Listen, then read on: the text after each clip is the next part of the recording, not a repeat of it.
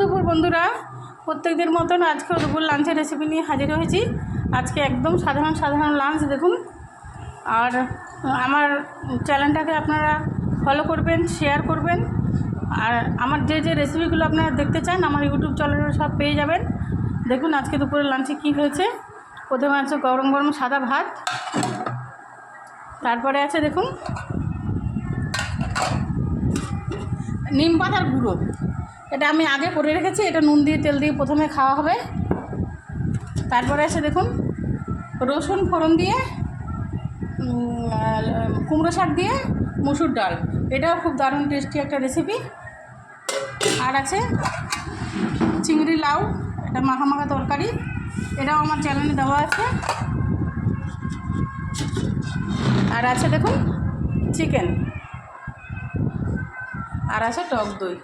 আজকে দুপুরে লাঞ্চের রেসিপি কেমন হয়েছে কমেন্ট করে জানাবেন। ধন্যবাদ।